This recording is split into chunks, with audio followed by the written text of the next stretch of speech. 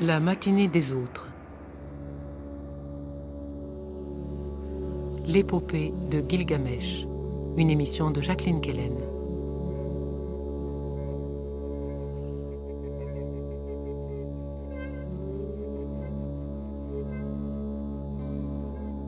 Avec Jean Bottero, Marguerite Cardos, Florence Malbranc-Labatte et Pierre Solier.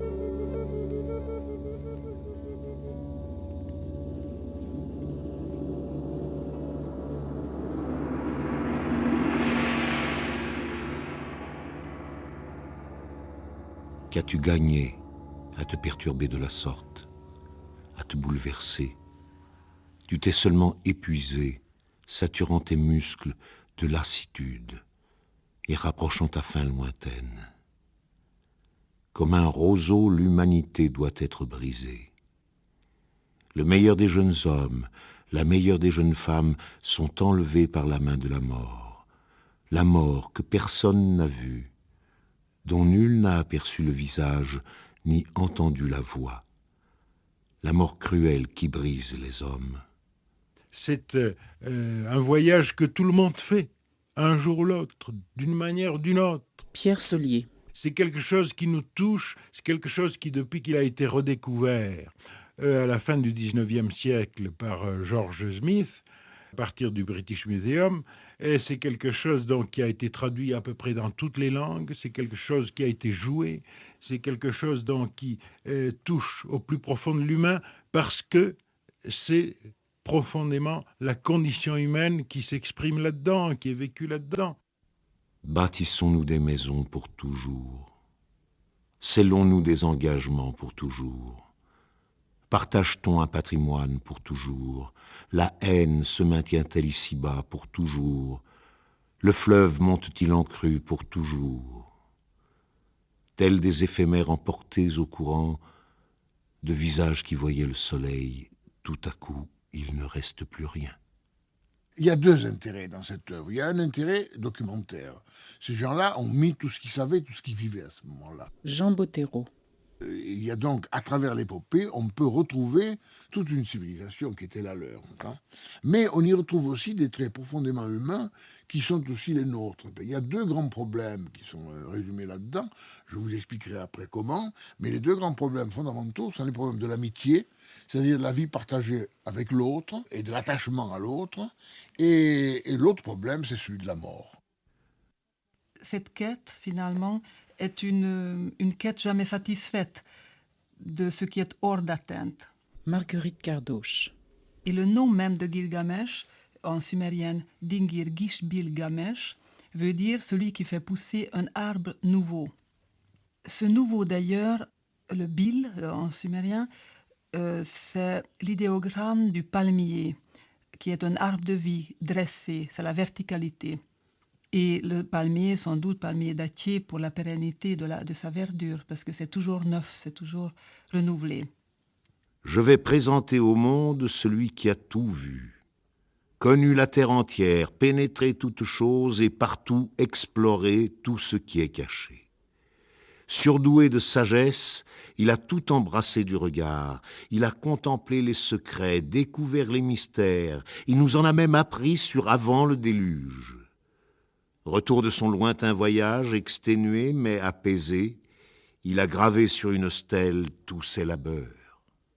Cet geste du roi d'Uruk qui s'appelait Gilgamesh et qui a dû vivre vers le 28e siècle avant notre ère, bien entendu, a commencé donc chez les Sumériens. Et à cette époque-là, il a donné lieu à plusieurs récits indépendants les uns des autres. Florence Malbranc-Labatte. Alors nous n'avons que quelques-uns qui nous sont parvenus. On en connaît 5, donc indépendants les uns des autres. Et puis ces textes ont été racontés, ont été écrits, ont été notés dans les écoles de scribes et ont été modifiés au cours des âges. Il y a eu probablement une première rédaction, alors en akkadien, puisque les Akkadiens ont succédé aux Sumériens en Mésopotamie.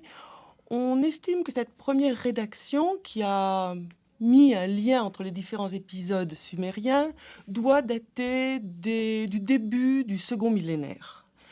nous n'avons qu'une partie de ces textes et il faut dire que l'histoire telle que nous la connaissons maintenant est issue d'un puzzle, que les fouilles ont apporté différents morceaux de différentes époques et c'est en mettant bout à bout ces différents morceaux que l'on a pu reconstituer cette histoire. Et pour nous, très curieusement, cette histoire a commencé à la fin du siècle dernier quand un Anglais, George Smith, a trouvé un texte qui l'a passionné, il était bibliste, et en traduisant ce texte, il a découvert une autre histoire du déluge. Malheureusement, la tablette était cassée. Plein d'espoir et d'optimisme, un peu insensé, il a demandé une souscription pour pouvoir retourner à Ninive, pour fouiller à nouveau, pour essayer de retrouver la suite de cette histoire. Et par une chance extraordinaire, eh bien, il l'a retrouvée. Donc c'est comme ça qu'à la fin du 19e siècle, on a eu cet autre récit du déluge. Alors donc ce récit du déluge s'intègre dans l'épopée de Gilgamesh. En fait, ça n'en faisait pas partie à l'origine. Ça a été mis probablement dans cette rédaction dont je vous parlais tout à l'heure, qui a eu lieu au début du 2e millénaire. Donc là, il y a eu une première rédaction, mais qui n'était pas canonique du tout. C'est-à-dire que suivant les lieux, suivant les écoles, on donnait la priorité à tel ou tel épisode. Et puis, il y a eu une deuxième version, une deuxième rédaction, à ce qu'on appelle l'époque cassite. Les Kassites ont été des envahisseurs, mais qui ont intégré la culture du pays qu'ils venaient d'envahir et qui se sont passionnés pour cette culture, qui ont donc repensé plus ou moins les œuvres littéraires et qui les ont réécrites à nouveau. Il faut savoir que dans cette civilisation, il n'y avait absolument pas de droit d'auteur, qu'il n'y avait pas de droit littéraire et que chacun modifiait, embellissait l'histoire comme il voulait. Donc il y a eu une nouvelle rédaction vers le 15e, 13e siècle. C'est très difficile à dater avec précision. Et puis, nous, ce qui est notre gros morceau d'ancrage, c'est le texte qui a été réuni par le roi Ashurbanipal. Ashurbanipal, qui est un des derniers grands rois mésopotamiens, qui fait partie de la dynastie dite des Sargonides, qui a régné au 7e siècle avant Jésus-Christ. Peut-être sentant que son empire était puissant, mais en définitive peut-être un peu vacillant, a décidé de rassembler le plus d'œuvres possibles. Et il a demandé qu'on apporte toutes les œuvres qui existaient sur son territoire. Et il a réuni une immense bibliothèque. Et notre connaissance, donc la plus précise de l'épopée de Gilgamesh, est due à cette bibliothèque d'Ashurbanipal trouvée dans les fouilles de Ninive.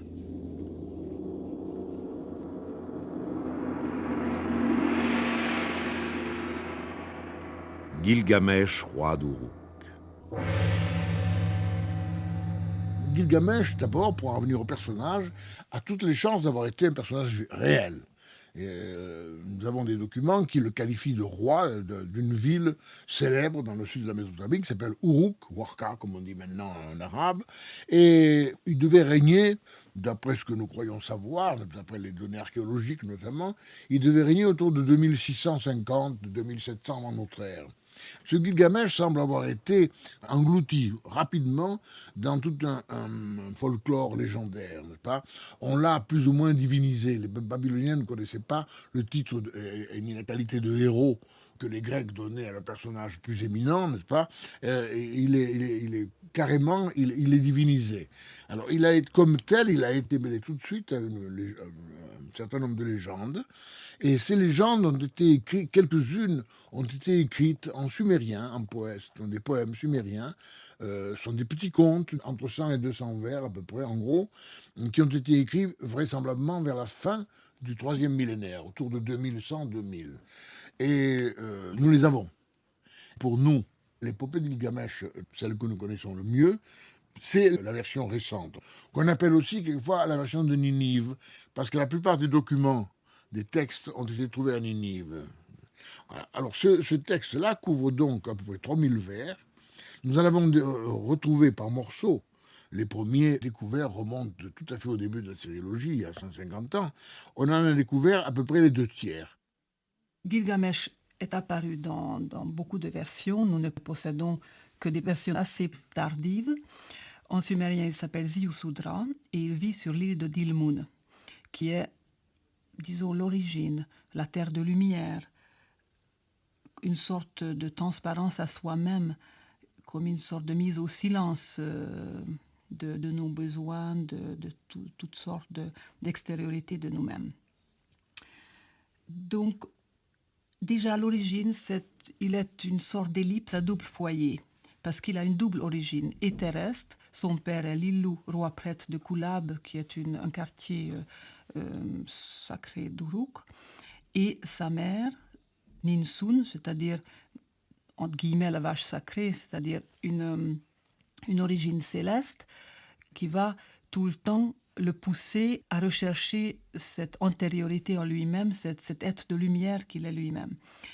Gilgamesh, qui donc représente l'homme qui va s'outrepasser, toujours insatiable, toujours insatisfait, pour pouvoir se dépasser vers un au-delà de lui-même, toujours poussé plus loin, est vraiment le prototype de l'homme occidental. Et c'est ici que commence d'ailleurs toute la pensée de la Grèce antique et du soufisme et de la Perse et de tout ce qui nous concerne proprement en Europe. Ce n'est pas du tout la pensée asiatique, dont la pensée est la fusion dans le grand tout, un état méditatif. Ici, nous sommes dans la différenciation, et cette différenciation va se montrer par le chemin d'Enkidu. Exceptionnel monarque, célèbre, prestigieux, preux rejeton d'Uruk, buffle à la corne terrible, il précédait ses gens, entraîneurs, ou bien il les suivait, renfort des siens. Puissant filet de guerre, protecteur de ses troupes, masse d'eau démontée qui démolit jusqu'au mur de pierre, tel était le fils de Lugalibanda, Gilgamesh à la force accomplie, l'enfant de la vache sublime, Ninsuna la bufflesse. Tel était Gilgamesh, parfait, éblouissant, lui qui ouvrit les passes des montagnes, creusa des puits sur la nuque des monts, passa la mer immense, jusque-là d'où sort le soleil, et explora l'univers entier en quête de la vie sans fin, poussant avec hardiesse jusqu'à Utanapishtim le lointain, restaurateur des sanctuaires qu'avait anéanti le déluge. Entre la multitude des hommes, il n'y en a pas eu un qui pût rivaliser avec lui en souveraineté et déclarer comme lui « Le roi, c'est moi seul ». Ce Gilgamesh, dès sa naissance, était prestigieux. Dieu aux 2 tiers, pour 1 tiers homme. Alors, au début, on nous le dépeint comme surhumain, géant, n'est-ce pas, et en même temps un grand homme. Il est roi de la ville d'Uruk, et il tyrannise ses sujets.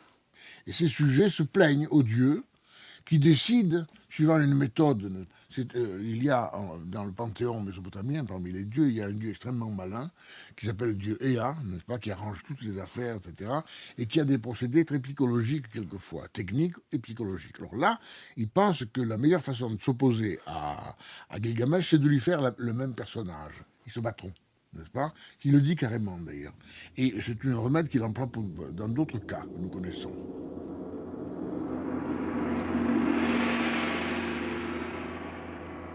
Création d'Enkidu.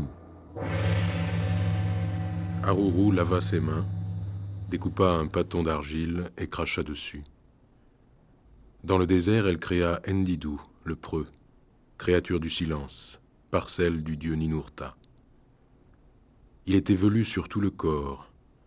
Sa chevelure avait la luxuriance de celle d'une femme. Son abondante toison avait poussé dru comme les blés. Il ne connaissait ni les humains, ni même le pays civilisé. Il était vêtu comme Chakan.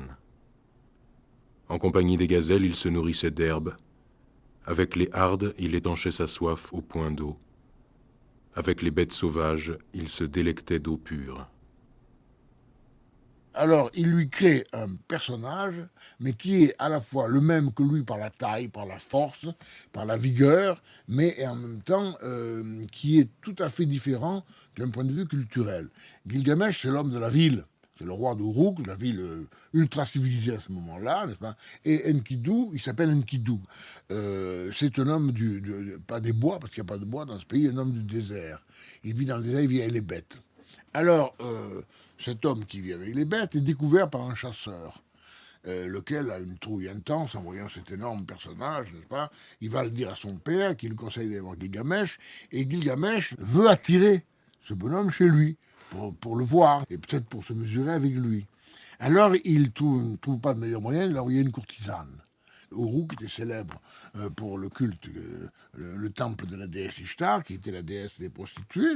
Il y avait tout un bataillon de courtisanes là-dedans. Il lui envoie une courtisane qui porte le nom charmant de Mademoiselle la Joyeuse, d'ailleurs, à le traduire mot à mot. Alors, il lui dit, amène ta courtisane. Okay. Quand il la verra, il sautera sur elle, n'est-ce pas? Elle lui fera l'amour, et à ce moment-là, il sera détaché de son milieu. C'est une idée assez fine, n'est-ce pas? Il sera tourné vers un autre type de civilisation. Il fera l'amour non pas avec une femelle, mais avec une vraie femme. Par conséquent, n'est-ce pas? Il coupera les ponts. Et c'est ce qui se passe en effet. Et en somme, Enkidu est amené à la civilisation par la femme et par l'amour.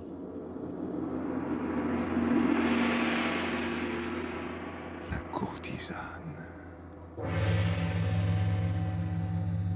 Enkidu avait été initié par une courtisane, ce qu'on appelait à l'époque des hiérodules, des prostituées sacrées, que on lui avait amené dans son royaume sauvage avec la harde des gazelles et qu'il avait initié, c'est-à-dire initié au sens de transformer l'être profond de l'homme sauvage et d'en faire un être civilisé. Et la prostitution sacrée à l'époque se pratiquait au temple et était chose courante, était l'homologue en somme de notre communion chrétienne. On allait faire l'amour au temple comme on va faire l'amour avec le corps et le sang du Christ, finalement. Il y a une différence que de passage à l'acte, d'un certain degré dans le passage à l'acte, c'est tout. On assiste là à une hominisation. J'insiste sur le haut, parce qu'après, il y a l'humanisation. L'humanisation va se faire en somme avec le double, mais c'est d'abord l'hominisation qui se fait, le passage de la bête sauvage à la bête humaine, à l'homme, une hominisation, comme ça s'est fait à travers les millénaires d'hominisation. Eh bien là, en quelques semaines, en quelques mois, on assiste à l'hominisation de cet australopithèque qui devient un homo sapiens sapiens. Et ceci à travers la femme, grâce à la femme représentée par cette prostituée sacrée dans laquelle il vivait son anima. Arrivèrent les bêtes avec qui son cœur se délectait d'eau. Et lui aussi, Enkidu, lui qui était né dans la steppe, en compagnie des gazelles, il s'était nourri d'herbe. Avec les hardes, il avait étanché sa soif au point d'eau. Avec les bêtes sauvages, il s'était délecté d'eau pure. La fille de joie vit cet homme sauvage, jeune mâle sanguinaire venu du fond du désert. C'est lui, fille de joie. Dévoile ton sein. Ouvre tes cuisses pour qu'il prenne tes charmes. Loin de t'enfuir, au contraire, ravis-lui le souffle. Dès qu'il te verra, il s'approchera. Rejette tes vêtements pour qu'il se couche sur toi. Fais-lui, à cet homme sauvage, l'initiation de la femme. Alors, étrangère lui deviendra cette harde qui a grandi sous son égide. Ses étreintes passionnées gémiront amoureusement sur toi. La fille de joie laissa tomber son couvre-sein. Elle ouvrit ses cuisses et il prit ses charmes. Loin de chercher à fuir, elle lui ravit le souffle, rejeta ses vêtements pour qu'il se couche sur elle. Elle lui fit, à cet homme sauvage, l'initiation de la femme.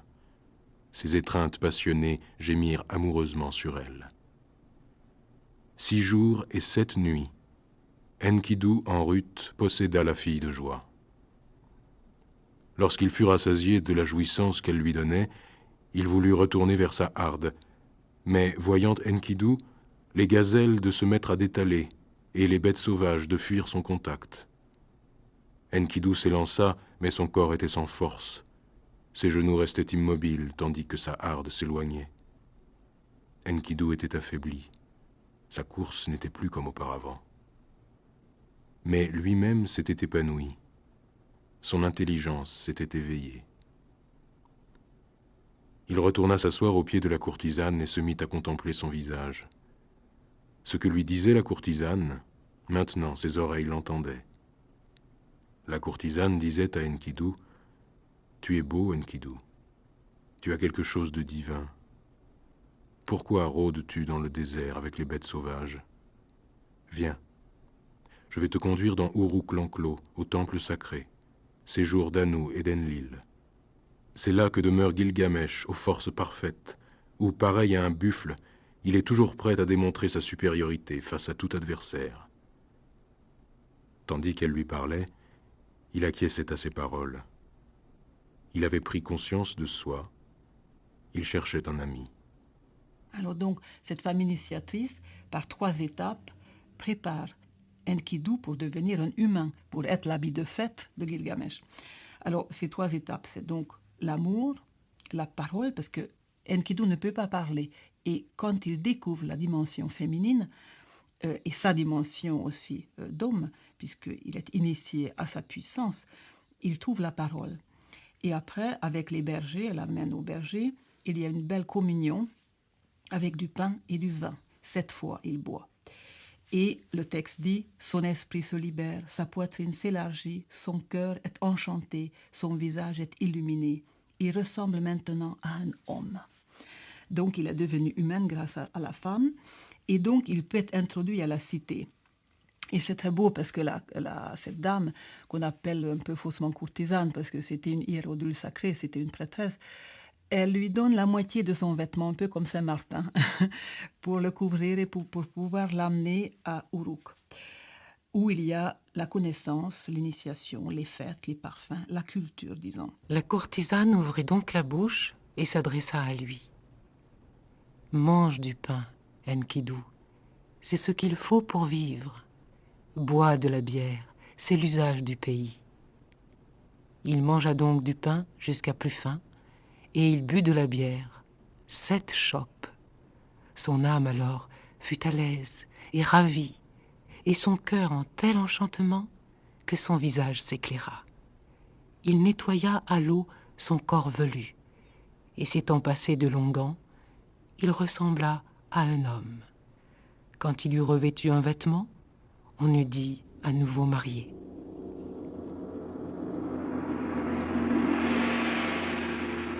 Le combat et l'amitié. Alors, elle l'emmène donc à Uruk, elle décide de venir à Uruk, n'est-ce pas? Et là, en arrivant à Uruk, il y va, lui, dans l'idée de se mesurer avec Gilgamesh. La courtisane lui dit, pourtant, l'avertit que Gilgamesh a de bonnes dispositions vis-à-vis de lui parce qu'il a fait des songes prémonitoires qui lui annoncent l'arrivée d'un ami. Alors elle essaye de le calmer un peu. Enfin, elle l'amène à Uruk, et là, il s'aperçoit tout à coup que le roi Gilgamesh, à propos d'une noce qu'on prépare, et touchant laquelle on le renseigne, que Gilgamesh a pris sur lui le droit de cuissage, c'est-à-dire que c'est lui qui doit déflorer toutes les jeunes mariées, n'est-ce pas, et non pas le mari. Alors ça l'indigne, ça l'indigne absolument, et ils se battent avec Gilgamesh. Ils se battent, et après s'être battus, ils s'embrassent, ils deviennent amis, comme Gilgamesh l'avait prévu dans ses songes d'ailleurs, ils deviennent amis, et à partir de ce moment-là, ils sont inséparables. Ma mère, voici le rêve que j'ai fait cette nuit. Tandis que m'entouraient les étoiles célestes, une façon de bloc venu du ciel est pesamment tombé près de moi. J'ai voulu le soulever, il était trop lourd pour moi. J'ai tenté de le déplacer, je ne le pouvais remuer. Devant lui se tenait la population d'Uruk. Le peuple s'était attroupé alentour. La foule se pressait devant lui. Les gaillards s'étaient massés pour le voir, et comme à un bambin, ils lui baisaient les pieds. Moi, je le cajolais comme une épouse, puis je l'ai déposé à tes pieds. Et toi, tu l'as traité à égalité avec moi. Sage et experte, la mère de Gilgamesh omnisciente s'est adressée à son souverain. Sage et experte, Ninsuna la bufflesse omnisciente s'est adressée à Gilgamesh. Les étoiles célestes, c'est ton escorte. Cette façon de bloc venu du ciel qui t'est pesamment tombé auprès, que tu voulais soulever, trop lourd pour toi, que tu tentais de déplacer sans pouvoir le remuer, que tu as enfin déposé à mes pieds, que j'ai moi-même traité à égalité avec toi, et que tu cajolais comme une épouse, c'est qu'il va t'arriver un compagnon puissant. Alors Nous pourquoi allons la voir. création d'Enkidu et pourquoi cette rencontre est-elle capitale dans l'itinéraire de Gilgamesh? Ah, parce que sans Enkidu, il ne peut pas être humain. C'est la part humaine de Gilgamesh. Comme il dit, tu es mon habit de fête, tu es mon affectivité. C'est celui qui fragilise Gilgamesh, qui est trop brut, trop dur, qui l'humidifie, qui l'assouplit, qui sait extraire de lui sa vaillance, sa puissance, puisque Gilgamesh se dépense à faire l'amour et à manger et à faire la guerre, un peu mais comme un petit campagnard, tandis que dès qu'il rencontre Enkidu, il va vouloir combattre Humbaba. Dans ce combat d'homme à homme, c'est-à-dire qu'il affronte son homosexualité, en définitive, son double du même sexe, masculin en l'occurrence, et qu'ainsi ils deviennent l'ami le plus proche, le plus intime de Gilgamesh. Gilgamesh et Enkidu, ces deux doubles qui sont devenus des amis, vont aller combattre un monstre qui se nomme Uwawa ou Umbaba, suivant qu'on parle sumérien ou akkadien. Et ce monstre, eh bien, on le retrouve dans les fantasmes des enfants, bien sûr, hein, et qui demeure chez l'adulte, toujours, en sous-bassement, qui demeure comme le monstre, le père terrible, c'est un Chronos, ou la mère terrible qui dévore ses enfants. Les deux réunis, et ça s'appelle une scène primitive, ou des parents combinés, ou une syzygie originaire. Eh bien, ces deux garçons, grands garçons, vont aller affronter cette paire, vous voyez, le lapsus est très bon, cette père-mère, ou ce père-mère négatif, et le détruire.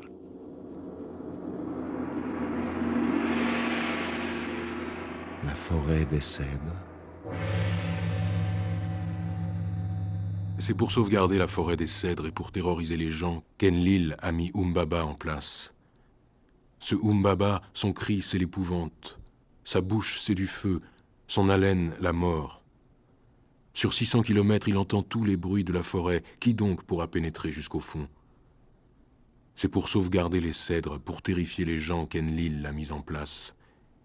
Qui pénétrerait en sa forêt serait paralysé. Gilgamesh, il fait le plan d'une expédition dans le nord du pays, dans le nord-ouest du pays, au Liban, à la recherche de cèdres.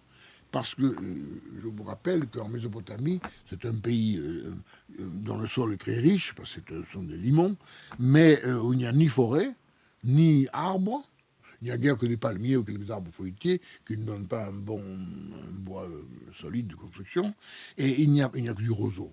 Bon, et quelques petits arbustes comme ça. Il n'y a pas de minéraux, pas de pierres. Par conséquent, depuis l'origine, ces gens-là ont été obligés de se tourner vers l'extérieur pour aller se procurer, ou par la rapine, ou par le commerce, ou par la guerre, des biens, des matériaux. Et alors, l'un des bois les plus précieux était celui du cèdre, qui est imputrescible, qui sent bon, etc., et qui est très beau en même temps. Et Gilgamesh décide donc d'aller dans la forêt des cèdres pour prendre des cèdres. Mais on l'avertit que cette forêt est gardée par une sorte de géant, de monstre, qui s'appelle, dans la version récente, Humbaba. Dans la version ancienne, c'est Huwawa. Ils décident d'y aller quand même, n'est-ce pas? Ils y vont. Ils s'attaquent à Humbaba et ils le tuent. Ils le tuent, là, il y a quelque chose de pas clair, parce qu'on dirait que les dieux n'auraient pas voulu qu'ils le tuent. Mais ils le tuent quand même. Et ils prennent des cèdres, et ils rentrent à Uruk par la voie fluviale. Ils font un radeau, ils mettent leurs cèdres et ils partent. Ayant ouvert la bouche et pris la parole, les anciens s'adressèrent à Gilgamesh. Ne te fie pas, Gilgamesh, même à toutes tes forces. Ajuste bien tes regards pour que tes coups portent. Qui marche le premier sauve son compagnon, et qui connaît le circuit protège son ami. Enkidu ira donc devant toi, il connaît le chemin de la forêt des cèdres. Habitué au combat, maître en matière de lutte, il protégera son ami et gardera son compagnon sain et sauf, dût-il le transporter lui-même devant les choses trappes. De par notre assemblée, Enkidu, nous te confions notre roi. Ce même roi, tu le ramèneras pour le remettre entre nos mains. Alors Humbaba, c'est, disons, le personnage qui est comme le grand Pan chez les Grecs. Il personnifie la nature. Et Gilgamesh va faire une brèche dans les lois de la nature pour amener la nature plus loin qu'elle ne peut aller. C'est-à-dire c'est grâce à l'homme que la nature va être transformée, transfigurée. Et Gilgamesh est obligé de partir tuer, disons, ce grand Pan qui s'appelle Humbaba ici. Cet Humbaba, quand il va être tué, il poussera un cri épouvantable qui va se retentir à travers tout le Liban et tout l'Orient. Ninsun entra dans sa chambre. Elle se lava et se frotta de sa ponère, puis revêtit une robe qui lui seyait. Elle mit un collier qui ornait sa poitrine. Coiffée de sa tiare, elle aspergea d'eau le sol et la poussière, gravit les escaliers pour monter sur la terrasse. En haut, face à Shamash, elle disposa de l'encens et offrit une libation. Devant Shamash, elle leva les bras. « Pourquoi m'as-tu donné Gilgamesh pour fils et lui as-tu infligé un cœur infatigable? Maintenant, tu l'as poussé à partir sur une route lointaine, vers le lieu où demeure Humbaba. Il ignore le combat qu'il va affronter. Il ignore le chemin qu'il va parcourir. Jusqu'au jour où lui, qui part maintenant, sera revenu, après avoir atteint la forêt des cèdres, tué Humbaba le féroce, et fait ainsi disparaître de la terre tout le mal que hait Shamash.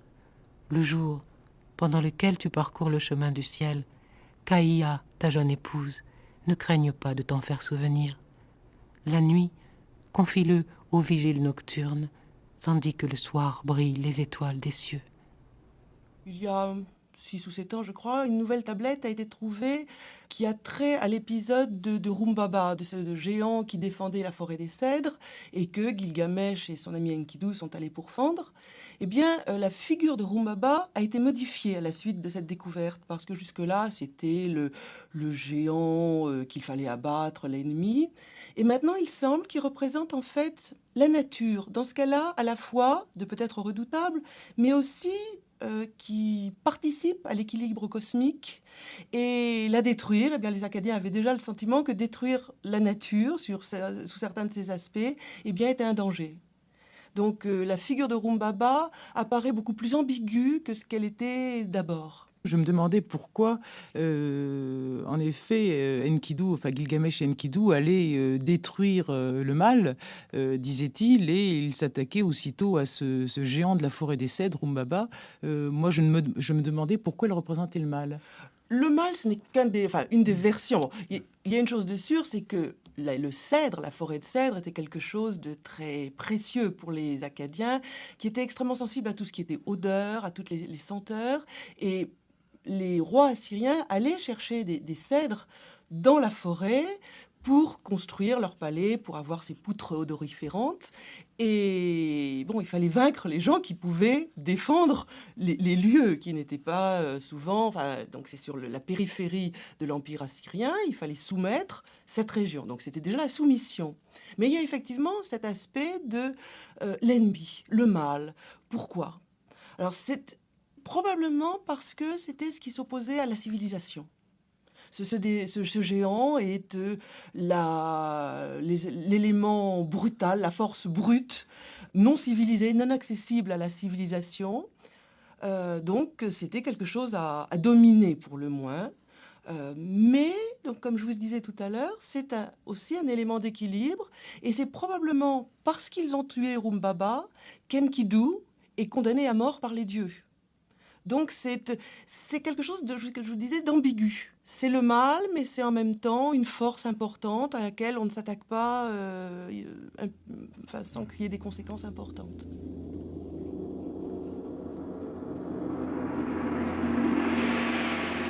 La séduction d'Ishtar.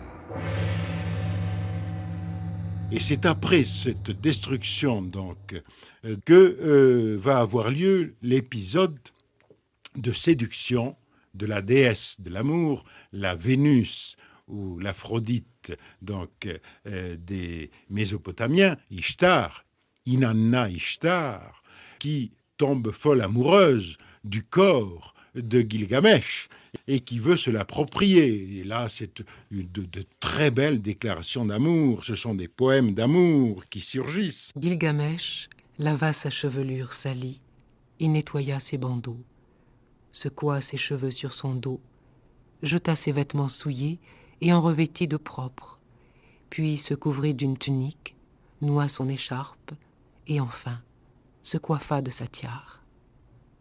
Alors, l'auguste Ishtar porta les yeux sur la beauté de Gilgamesh. « Viens, Gilgamesh, sois mon époux. Fais-moi don de ton corps désirable. Tu seras toi, mon époux, et moi, je serai ton épouse. Que te soit attelé un char de lapis lazuli et d'or, aux roues également d'or et aux cornes d'ambre. Oui, les démons tempêtes seront ton attelage à la place de grands mulets. Dans notre demeure, parmi les senteurs du cèdre, entre donc. Dans notre demeure, quand tu y pénétreras, alors que les incantateurs les plus augustes te baisent les pieds. Que devant toi soient prosternés rois, seigneurs et princes. Qu'en hommage, ils t'apportent le tribut des monts et des plaines. Que tes chèvres mettent bas de triple portée et tes brebis des agneaux baissants. Que sous la charge, ton âne l'emporte sur le mulet. Qu'à ton char, ton cheval soit rapide dans sa course et à ton attelage, que ton bœuf n'ait pas de rival. » Gilgamesh refuse parce qu'il rappelle tous les déboires qu'ont connus les différents amants de la déesse, qui ont été très maltraités. Non, je ne te prendrai pas pour épouse. Tu n'es qu'un brasier porteur de glace, une porte inachevée qui ne retient ni le vent ni le souffle, un palais qui met en pièces ses guerriers, un turban qui étouffe celui qui le couvre, du bitume qui souille celui qui le porte, une outre qui inonde celui qui la porte, du calcaire qui désagrège le mur de pierre, un bélier qui détruit le pays ami plutôt que le pays ennemi, une chaussure qui blesse son propriétaire. Quel époux as-tu aimé pour toujours? Quel oiseau t'a plu pour toujours? Viens donc, je veux te nommer tes amants. Tammuz, l'époux de ta jeunesse, tu l'as voué année après année à des pleurs éternelles. Tu as aimé l'oiseau multicolore et pourtant tu l'as frappé et tu lui as brisé l'aile. Il reste désormais dans son nid à crier « Mon aile !» Tu as aimé le lion à la force accomplie et tu lui as creusé des pièges sans cesse renouvelés. Tu as aimé le cheval auquel on peut se fier dans le combat et tu l'as voué éternellement au fouet, à l'aiguillon et au licou, éternellement à une course sans fin, éternellement à boire de l'eau trouble pour étancher sa soif. À sa mère, Silili, tu as donné un destin de larmes. Tu as aimé le berger du troupeau qui toujours entassait pour toi le pain cuit sous la cendre, qui tous les jours t'immolait des chevrettes, et pourtant tu l'as frappé et changé en loup, de sorte que maintenant ses propres pâtres le chassent et que ses chiens lui mordent les cuisses. Donc il rejette les propositions de la déesse, qui en conçoit une grande colère et qui suscite contre le héros un taureau céleste qui doit anéantir, piétiner Gilgamesh. Le taureau céleste. Un des grands épisodes, déjà chez les Sumériens, c'est ce combat contre le taureau céleste que Gilgamesh arrive à vaincre après un combat épique qui voit la terre s'ouvrir entre eux. Et finalement, Gilgamesh découpe la cuisse du taureau et l'envoie dans un geste de bravade à la face de la déesse. Cependant, Ishtar, montée sur le rempart d'Uruk-l'éclos, prit la tenue du deuil et jeta une longue plainte. Gilgamesh m'a humilié en tuant le taureau céleste. Mais lorsque Enkidu entendit ces paroles d'Ishtar, il arracha une patte du taureau et la lui jeta au visage en disant « Si seulement je t'avais attrapé toi aussi, je t'en aurais fait autant. Je t'aurais suspendu au bras sa tripaille. » Alors Ishtar rassembla prostituées, courtisanes et filles de joie pour faire une déploration devant la patte du taureau. Gilgamesh ne se satisfait de rien, il reste toujours insatisfait, toujours inassouvi. Et il sait mettre un barrage aux besoins et c'est pour ça qu'il va repousser Ishtar qui lui propose des plaisirs extérieurs et de la gloire et de la célébrité, l'honorabilité. Mais Gilgamesh ne cherche pas ça. Il ne sait pas exactement ce qu'il cherche parce qu'il n'a pas encore prononcé le nom d'immortalité puisqu'il ne sait pas qu'il va perdre son ami. Mais Gilgamesh traverse cette épreuve, disons, de cet aspect de la femme ou de... Parce que Ishtar, c'est Inanna, c'est pas tout à fait uniquement la tentatrice et la séduction et la jouissance et les plaisirs, mais ici, dans cette épopée, on ne parle que de cet aspect d'Ishtar. Est-ce que ce n'est pas un petit peu misogyne? Est-ce que ce n'est pas la première trace de la misogynie dans l'histoire?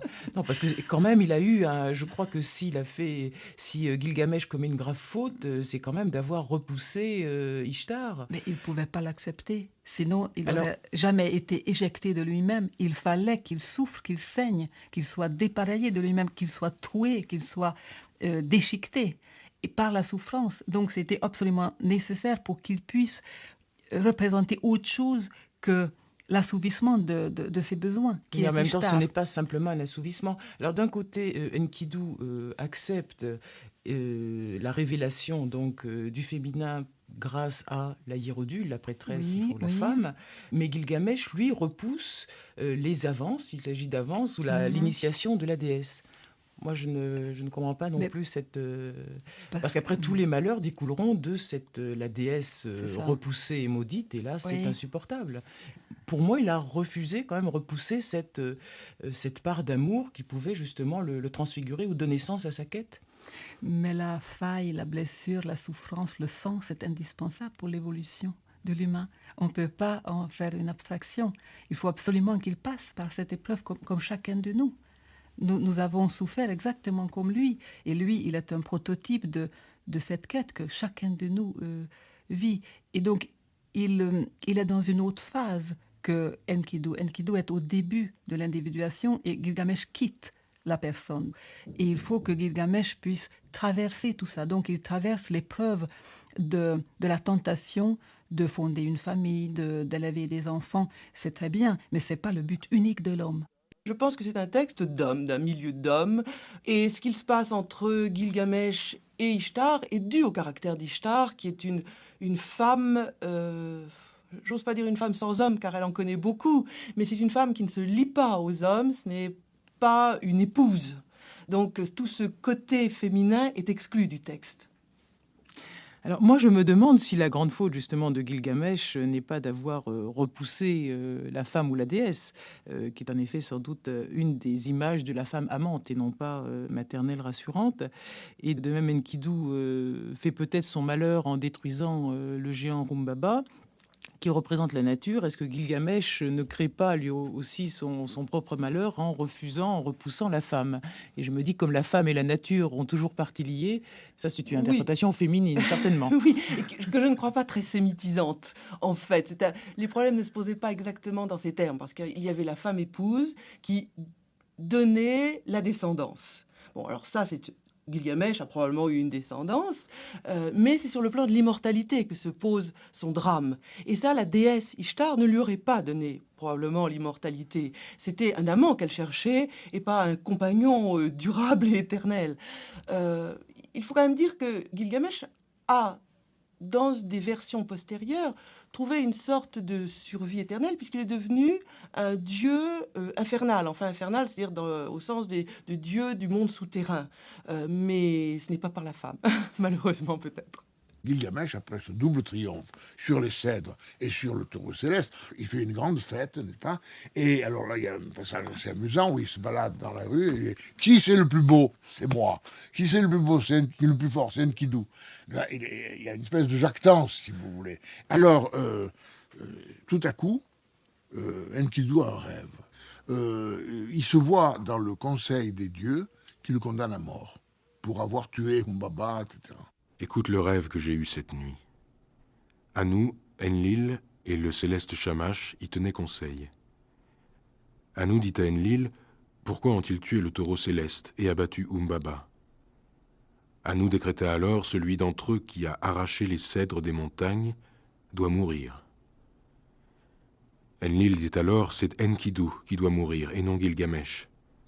Mais l'auguste Shamash rétorqua au glorieux Enlil, n'est-ce pas sur ton ordre qu'ils ont tué le taureau céleste et Umbaba? Et tu veux qu'Enkidu, alors qu'il est innocent, meure? Enlil se mit en colère contre le céleste Shamash. Tu parles ainsi parce que chaque jour tu descends vers eux comme un ami. Enkidu, malade, se coucha en présence de Gilgamesh, qui se mit à pleurer d'abondance. « Mon frère, mon cher frère que j'aime si fort, pourquoi les dieux m'ont-ils épargné aux dépens de mon frère? Vais-je donc, comme un fantôme, m'asseoir devant la porte des morts et ne plus voir mon frère que j'aime si fort ?» Alors, à partir de ce moment-là, il est inquiet. Gilgamesh essaye de le consoler, de le rassurer, bon sang, que lui a compris que c'était pas bon signe, ça. Enkidu, à ce moment-là, se met à maudire les gens qui l'ont tiré du désert. Il maudit le chasseur et il maudit la courtisane, surtout. Le plus plaisant de tes lieux de séjour, ce sera le devant de ta porte, et ta demeure les bords du chemin. Tu logeras dans l'isolement, tu entreras l'ombre des remparts. Ronces et épines mettront tes pieds à vif, ivrognes et soifards te souffletteront à leur aise. Dans la rue, on vociférera après toi. Le maçon n'obturera point les fissures du toit de ta maison. Chez toi s'installera la chouette. Chez toi, on ne festoiera point. Et en maudissant la courtisane, il dépeint très bien ce qu'a de triste la vie des prostituées. Ça, c'est un document très intéressant. Mais alors, le dieu du soleil, qui est le protecteur de Enkidu et de Gilgamesh, lui dit, mais enfin, pourquoi tu l'as maudit? Comme ça, il le morigène un petit peu. Et Enkidu ajoute une seconde partie de prédiction qui est le côté bon. Que ma bouche qui t'a maudite, en revanche, en vienne à te bénir. Que les gouverneurs et les princes t'aiment. Que tout homme, à une double lieue à la ronde, se frappe la cuisse de désir. À 2 doubles lieues qu'il secoue sa chevelure d'impatience. Que le soldat, sans retenue, dénoue ta ceinture par désir de toi, et te fasse cadeau d'obsidienne, de lapis lazuli et d'or. Que de boucles d'oreilles en or martelé, il te comble. Que pour lui tombe la pluie et soit garni son grenier. Que le prêtre incantateur te fasse pénétrer dans le palais des dieux, et que pour toi soit répudiée l'épouse 7 fois mère.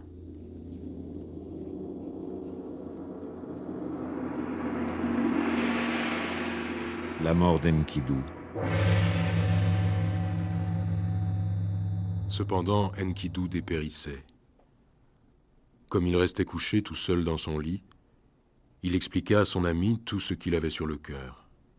« Mon ami, cette nuit j'ai encore fait un rêve.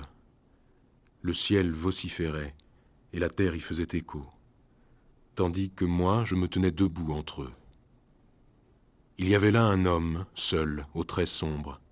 Il me jetait à terre et il me piétinait tel un auroch. Il m'étreignait le corps entier. J'avais beau crier « Sauve-moi, mon ami !» tu ne me secourais pas. Tu avais peur. Il me transforma en pigeon, et mes bras, comme ceux d'un oiseau, étaient recouverts de plumes. S'étant saisi de moi, il m'emmena à la demeure obscure, la résidence d'Irkalla, la demeure d'où ne ressortent jamais ceux qui y sont entrés, par le chemin à l'allée sans retour, à la demeure dont les habitants sont privés de lumière, ne subsistant plus que d'humus, alimenté d'argile, revêtus comme des oiseaux d'un accoutrement de plumage, affalés dans les ténèbres sans jamais voir le jour. On va assister à la mort d'Enkidu, à la mort progressive d'Enkidu. C'est à travers des rêves que lui vient cette mort, d'ailleurs. Et peu à peu, il s'étend sur sa couche et va mourir. Et là, ce sont les lamentations de Gilgamesh devant le cadavre qu'il va garder 6 jours et 7 nuits. Pleurez-le, cyprès et cèdres, entre lesquels, dans notre fureur, nous avons fait un carnage. Pleurez-le, ours, hyènes, panthères, tigres, cerfs et guépards, lions, buffles, daims, bouquetins, grosses et petites bêtes sauvages. Pleure-le, Oulaya sacré, au bord duquel nous nous pavanions. Pleure-le, Sainte Euphrate, dont nous faisions couler en libation l'eau gardée en nos outres. Pleurez-le, ô gaillard d'Uruk-les-Clos, qui nous avait vus combattre et tuer le taureau géant. Écoutez-moi, anciens de la cité. Écoutez-moi déplorer en personne Enkidu, mon ami, éclater comme une pleureuse en amère lamentation. Enkidu, hache appendue à mon côté et confort de mes bras, épée de mon fourreau, bouclier devant moi, mon vêtement de fête et l'écharpe de mes ébats. Voici qu'un sort cruel tout d'un coup t'a arraché à moi, mon ami, mulet vagabond, onagre du désert, panthère de la steppe, Enkidu, mon ami, mulet vagabond, onagre du désert, panthère de la steppe, avec qui nous avons de conserve escaladé la montagne, pris et tué le taureau géant, abattu Umbaba, tapi en la forêt des cèdres. À présent, quel est ce sommeil qui s'est emparé de toi? Te voilà devenu tout sombre, et tu ne m'entends plus. On peut dire que c'est une amitié d'hommes, comme par exemple pour l'Iliade, il existe une amitié très profonde entre Achille et Patrocle. Et bien là, c'est la même chose. Ce sont deux amis qui se respectent, qui sont de force égale, avec une profonde estime. Et la mort de l'un entraîne le désespoir de l'autre et engage toute sa destinée. C'est parce que Enkidu va mourir que Gilgamesh va prendre conscience très profondément de sa condition humaine, de sa condition mortelle, et va partir en quête de l'immortalité. Sur son ami Enkidu, Gilgamesh pleurait amèrement en courant la steppe. Devrais-je donc mourir moi aussi? Ne me faudra-t-il pas ressembler à Enkidu? L'angoisse m'est entrée au ventre, c'est par peur de la mort que je cours la steppe. Mais je vais tirer chemin et partir sans tarder rejoindre Utanapishti, le fils de Ubartutu.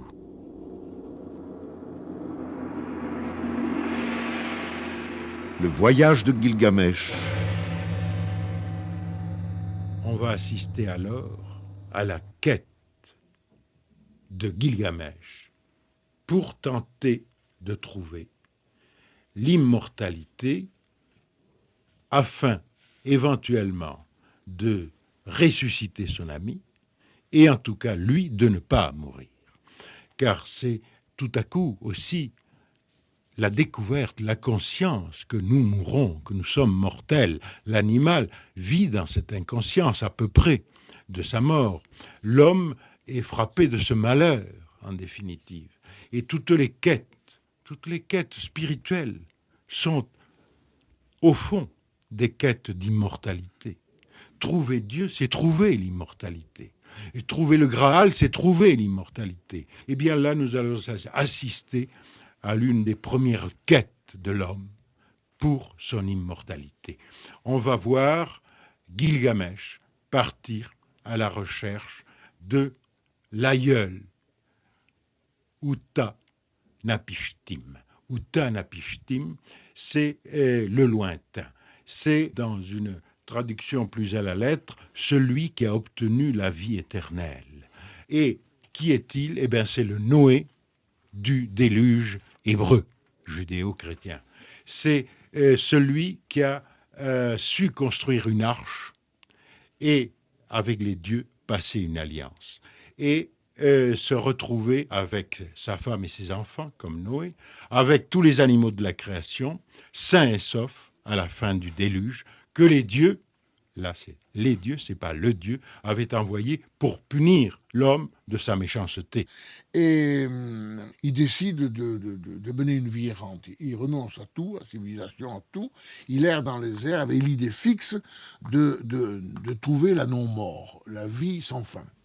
Et alors il a appris qu'il y a, à l'extrémité du monde, le monde était plat à ce moment-là, à l'extrême bout du monde, il y a le héros du déluge, que les dieux, pour le récompenser d'avoir, au fond, perpétué l'humanité, qui devait disparaître, ont rendu immortel. Alors Gilgamesh s'en va. Nous n'avons pas le plan de son itinéraire, mais on voit qu'il va vers l'est, n'est-ce pas?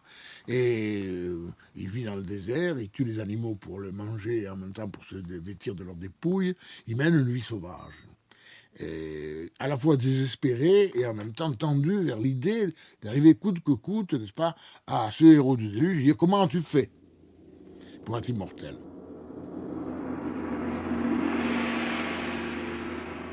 La tavernière.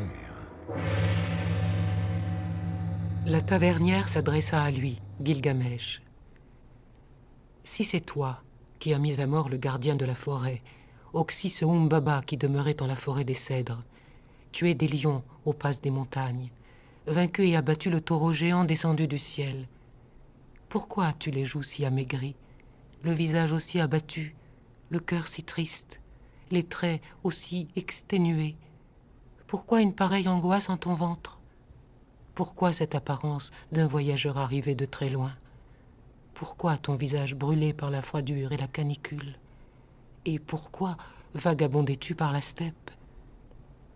Gilgamesh s'adressa donc à elle, la tavernière. Mon amie que tant je chérissais, et qui avait avec moi traversé tant d'épreuves, Enkidu, mon ami que tant je chérissais, et qui avait avec moi traversé tant d'épreuves. Le sort commun à tous les hommes l'a terrassé. 6 jours et 7 nuits je l'ai pleuré et refusé à la tombe, jusqu'à ce que les vers lui soient tombés du nez. Alors je me suis mis à craindre et redouter la mort, et à vagabonder par la steppe. Oui, portant le drame d'Enkidu, mon ami, j'ai longuement vagabondé par la steppe. Comment me taire? Comment demeurer quoi? Mon ami que je chérissais est redevenu argile. Enkidu, mon ami que je chérissais, est redevenu argile. Et moi, ne me faudra-t-il pas comme lui me coucher pour ne me plus relever jamais, jamais? Et là, il va rencontrer une cabaretière, Siduri, qui va aussi lui faire subir une épreuve. Mais pourquoi es-tu si épuisé, chagriné, si mal vêtu, en errance, toi qui te dis roi? Mais parce que je pleure mon petit frère mort, et ainsi de suite. C'est finalement le sésame, ouvre-toi de toutes ces étapes, de tous ces seuils de l'initiation. C'est la quête de l'immortalité pour son frère bien-aimé Enkidu et pour lui-même secondairement. Et toutes les fois, il lui a répondu, mais la vie que tu cherches, tu ne la trouveras pas, elle n'est pas pour les hommes, elle est seulement pour les dieux. Pourquoi donc rôdes-tu, Gilgamesh? La vie sans fin que tu recherches, tu ne la trouveras jamais. Quand les dieux ont créé les hommes, ils leur ont assigné la mort, se réservant l'immortalité à eux seuls. Toi, pas plutôt, remplis-toi la panse, demeure en gaieté jour et nuit. Fais quotidiennement la fête, danse et amuse-toi jour et nuit. Accoutre-toi d'habits bien propres, lave-toi, baigne-toi, regarde tendrement ton petit qui te tient par la main et fais le bonheur de ta femme serrée contre toi, car telle est l'unique perspective des hommes. C'est grâce à Siduri qu'il va rencontrer le batelier d'Utnapishtim, qui va être son guide, son médiateur, qui est Ur-Shanabi. Et c'est intéressant que Siduri habite au bord du monde, là où nul mortel ne peut aller. Donc c'est au bord de moi-même que je peux trouver cette rencontre avec quelque chose qui est au-delà de moi.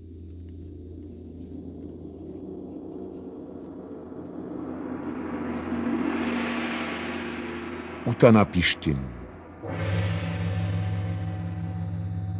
Gilgamesh dit à la cabaretière. Et maintenant, cabaretière, quel est le chemin qui conduit à Utnapishtim? Indique-moi comment le repérer.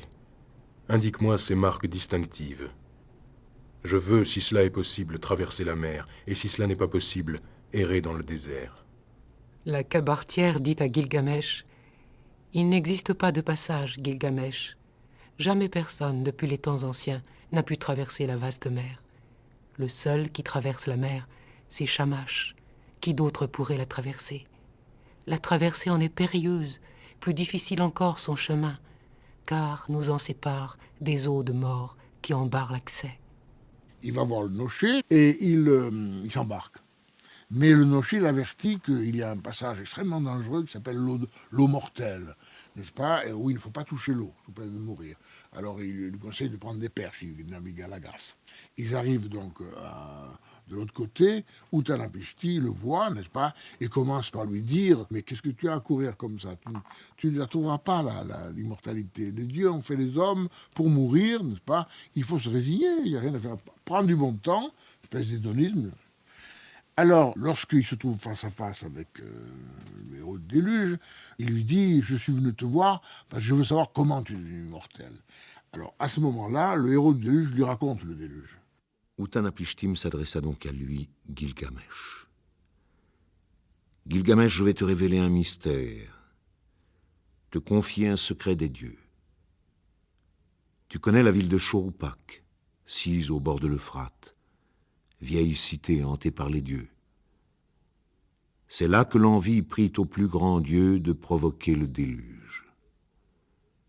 Les instigateurs en étaient Anu, leur père, Enlil, le preux, leur souverain, leur préfet Ninurta, et Enuggi, leur contremaître. Mais bien qu'ayant juré le secret avec eux, Ea, le prince, répéta leurs propos.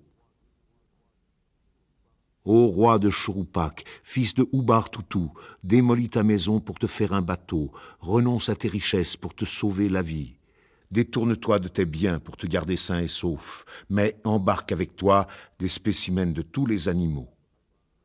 Le bateau que tu dois fabriquer sera une construction équilatérale à longueur et largeur identiques. Le soir du 7e jour, le bateau était achevé. Mais comme sa mise à l'eau était fort difficile, on amena du haut en bas des rondins de roulage jusqu'à ce que ses flancs fussent immergés aux 2/3. Au lendemain, tout ce que je possédais, je l'en chargeai. Tout ce que j'avais d'argent, tout ce que j'avais d'or, tout ce que j'avais d'animaux domestiques de toutes sortes. J'embarquai ma famille et ma maisonnée entière, ainsi que gros et petits animaux sauvages, et tous les techniciens. Shamash m'avait fixé le moment. Quand je ferai pleuvoir à l'aurore des petits pains et des averses de froment au crépuscule, introduis-toi dans le bateau et obtures-en les coutilles. Et lorsque dès l'aurore il chut des petits pains et des averses de froment au crépuscule, j'examinai l'aspect du temps. Il était effrayant à voir. Je m'introduisis donc dans le bateau et j'en obturai les coutilles. Et l'anathème passa sur les hommes comme la guerre. Personne ne voyait plus personne. Du ciel, les multitudes n'étaient plus discernables parmi ces trombes d'eau. Les dieux étaient épouvantés par ce déluge. Prenant la fuite, ils grimpèrent jusqu'au plus haut du ciel, où, tels des chiens, ils demeuraient pelotonnés et accroupis au sol. La déesse criait comme une parturiante. 6 jours et 7 nuits durant, bourrasques, pluies battantes, ouragans et déluges continuèrent de saccager la terre. Le 7e jour arrivé, tempête, déluge et hécatombe cessèrent, après avoir distribué leurs coups au hasard, comme une femme dans les douleurs. La mer se calma et s'immobilisa, ouragan et déluge s'étant interrompus. Je regardai alentour, le silence régnait. Tous les hommes avaient été retransformés en argile, et la plaine liquide semblait un toit terrasse. J'ouvris une lucarne, et l'air vif me sauta au visage. Je tombai à genoux, immobile, et pleurai. Les larmes ruisselaient sur mes joues. Puis je cherchai du regard les côtes, à l'horizon. À quelques encablures, une langue de terre émergeait. C'était le mont Nissir, où le bateau accosta. Lorsqu'arriva le 7e jour, je pris une colombe et la lâchai. La colombe s'en fut, puis revint. N'ayant rien vu où se poser, elle s'en retournait. Puis je pris une hirondelle et la lâchai. L'hirondelle s'en fut, puis revint. N'ayant rien vu où se poser, elle s'en retournait. Puis je pris un corbeau et le lâchai. Le corbeau s'en fut, mais ayant trouvé le retrait des eaux, il picora, il croissa, il s'ébroua, mais ne s'en revint plus. Alors Enlil monta sur le bateau, me prit la main et me fit monter avec lui. Il fit aussi monter et s'agenouiller ma femme près de moi. Il nous toucha le front, et debout entre nous, nous bénit en ces termes.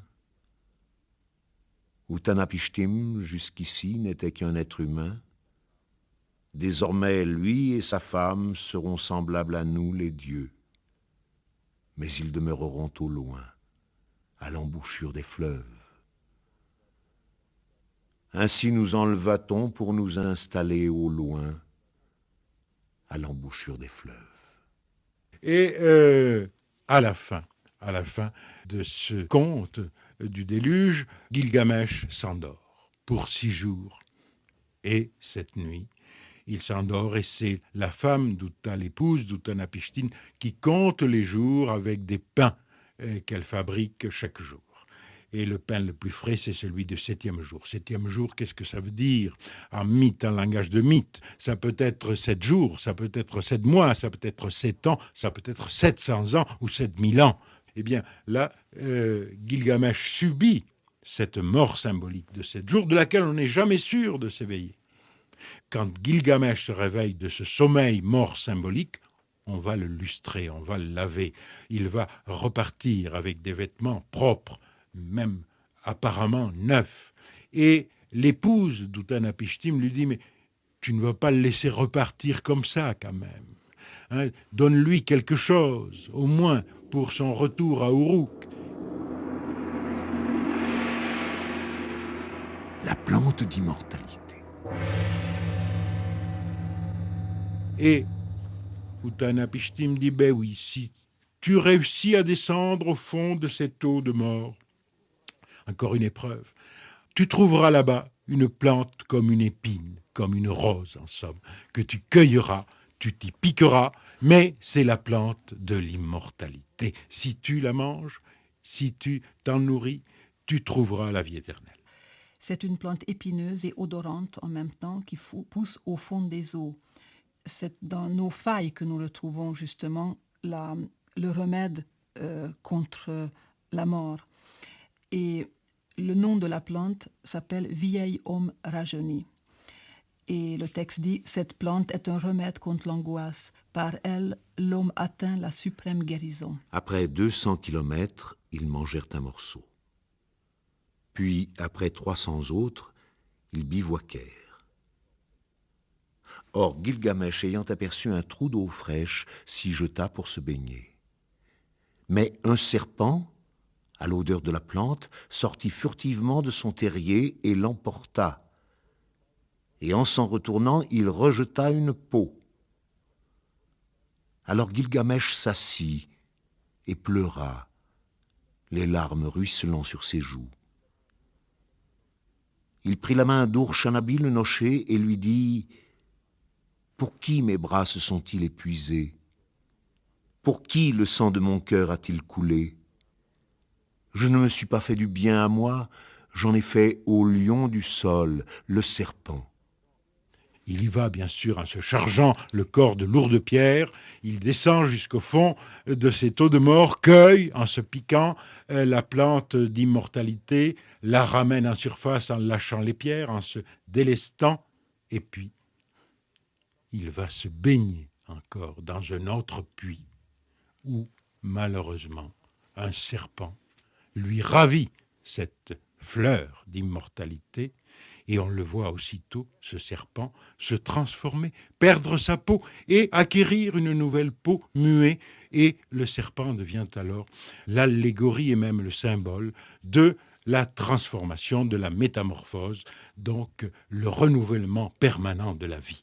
Et Gilgamesh conclura son épopée en disant « J'ai fait le bien pour le serpent, mais pas pour Enkidu, ni pour moi. » Et il connaîtra lui aussi finalement la fin de tout humain, c'est-à-dire la mort. Est-ce que c'est une interprétation, enfin erronée, de dire à propos de ce serpent de la fin qui se renouvelle, est-ce que ce serpent donnerait l'image d'un temps circulaire? Est-ce qu'on peut parler d'éternel retour par rapport ou pas du tout? Absolument pas, non. Ces gens-là, contrairement à ce qu'on a voulu leur faire dire quelquefois, il n'y a absolument rien dans tous leurs textes, n'est-ce pas, qui montre qu'ils aient une idée d'un temps cyclique, n'est-ce pas. Le serpent qui se renouvelle, il se renouvelle en ce sens qu'il retrouve une nouvelle vie, mais ça ne dure pas. C'est pas éternel, n'est-ce pas? Ce n'est pas l'immortalité, c'est la jouvence, n'est-ce pas? Mais ceci n'a rien à faire sur une vision métaphysique, quelque chose du monde, et qui n'a absolument rien de... ce n'est pas mésopotamien, ça. Il s'agit vraiment de l'immortalité personnelle. Gilgamesh veut, après sa mort, n'être pas mort. Il veut garder la vie.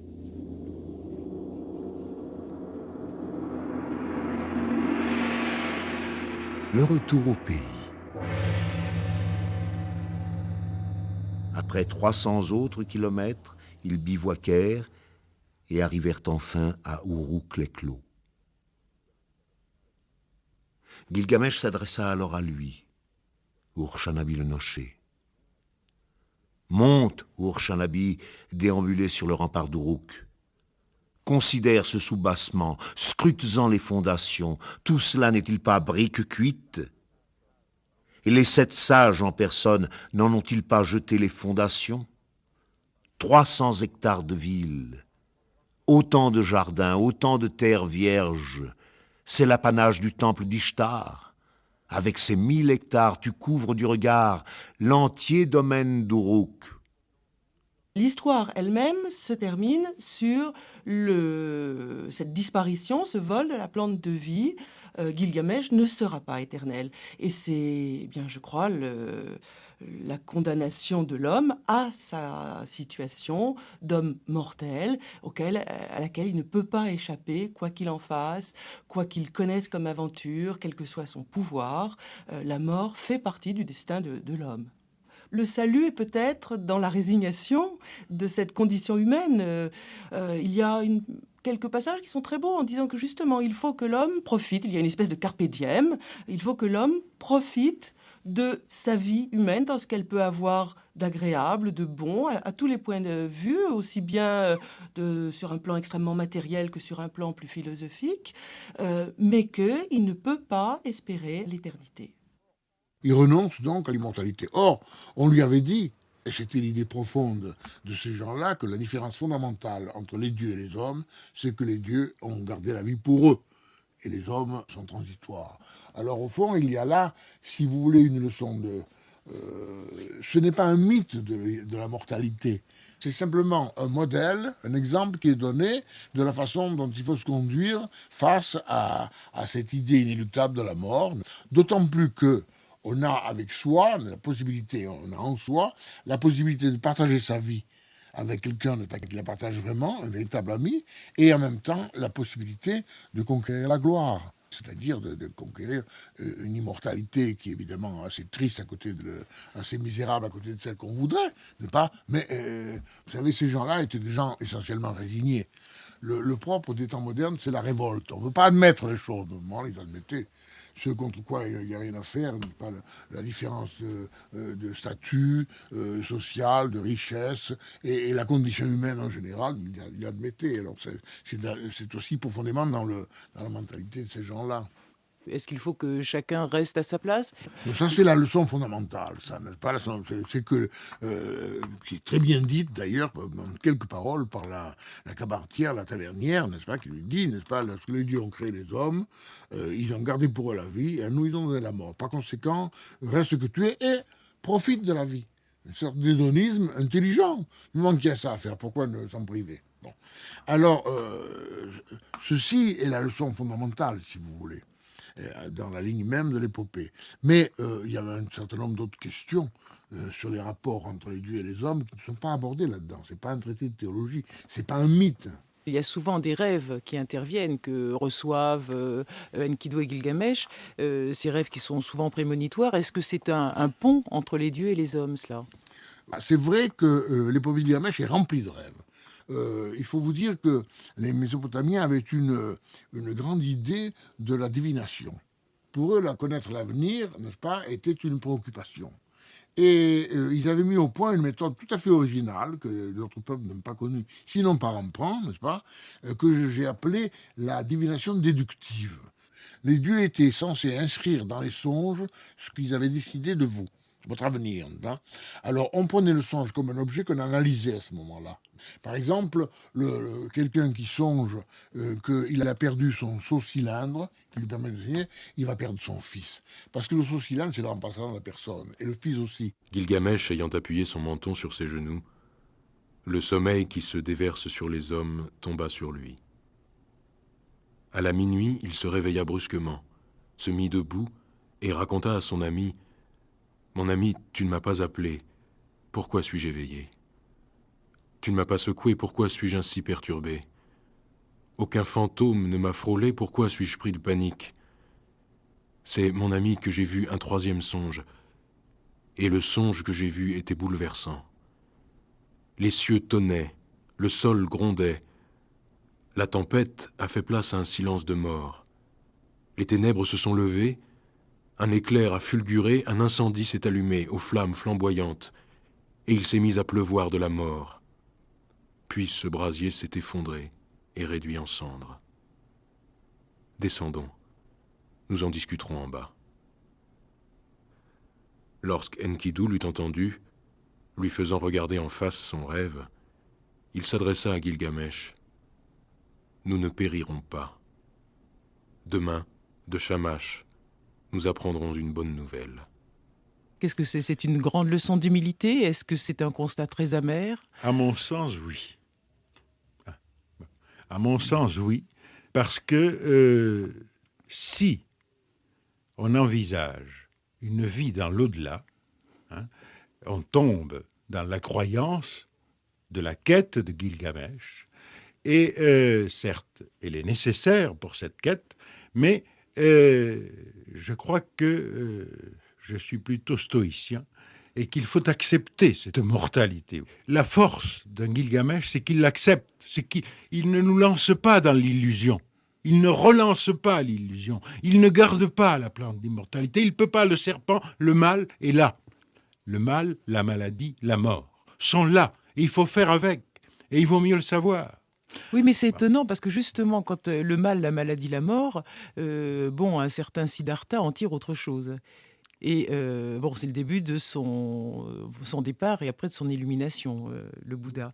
Et je me dis, Gilgamesh, vous pensez qu'il fait à partir de cette constatation du mal, de la misère et de la mort, lui, il pense que tout est vanité. Absolument. Il pense que donc c'est le propos de la Kabartir Siduri finalement. Je crois parce qu'il y a une énième tablette, je crois que c'est la 12e, qui nous raconte comment Gilgamesh, outre le voyage qu'on vient de relater, en effectue un autre où il va voir le double, c'est le cas de le dire, on l'appelait comme ça, le double du mort, qui est dans les enfers, il n'y avait pas de ciel, il n'y avait que des enfers à l'époque, de son ami Enkidu. Et qui lui dit, mais c'est affreux ici, sauf pour ceux... Alors, il y a toutes les sortes de morts qui sont décrites. La mauvaise mort, la mort banale, la mort du héros, la mort pour une bonne cause, etc. Et il lui dit surtout, mieux vaut une heure de soleil que 10 siècles de vie soi-disant éternelle. Reste là où tu es, il lui dit, mais ne te presse pas de venir nous rejoindre dans ces enfers. Alors il n'y a pas de parade, il n'y a pas d'antidestin. Il n'y a pas d'antidestin. Le texte ne le dit pas finalement. Le texte laisse libre à chacun de se dire que il est possible toujours de retrouver la plante d'immortalité. Et d'ailleurs tout le monde la cherche. Chacun recommence pour lui cette quête. Mais que ça soit au niveau de la recherche de la puissance. Les enfants, bien sûr, avoir des enfants, c'est une immortalité aussi assurée un certain temps, en tout cas. Bon. Donc, chacun reprendra, quel que soit le pessimisme qu'on fera valoir, chacun reprendra la recherche de désillusion. Quand on est au-delà de cette volonté de puissance, au sens nietzschéen du terme, eh bien, on atteint une certaine sérénité. Et je crois que Gilgamesh a atteint cette sérénité. C'est un enseignement absolument merveilleux et pour moi clair que ce n'est pas un objet, l'immortalité. C'est à faire, c'est à construire, c'est à conquérir. C'est l'éternellement vivant dont nous sommes comme le lieu. L'homme ne peut pas fabriquer ce nouveau. Ça se fabrique dans le creuset qui est l'homme. Mais l'homme permet des rencontres entre des différentes forces, des énergies. Il est le lieu de ça. Mais s'il est trop rempli de ses besoins, de ses désirs, de ses problèmes psychologiques, mais il ne sera jamais le lieu d'autre chose que sa psychologie ou son histoire. Mais il y a une méta-histoire. Et pour moi, c'est absolument lumineux à quel point on ne voulait pas donner de recettes et on ne voulait pas dire, mais tiens, tu vas amener l'immortalité et tu vas croquer cette petite plante chaque jour comme du ginseng et puis tu vivras longtemps.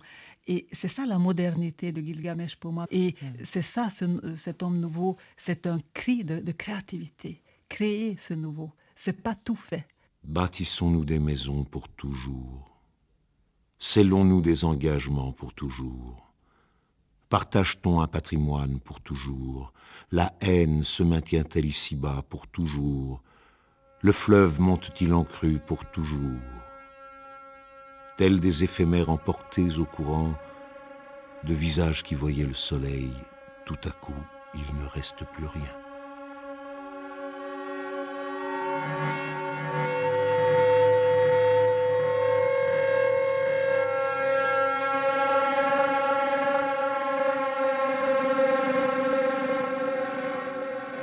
L'épopée de Gilgamesh, une émission de Jacqueline Kellen.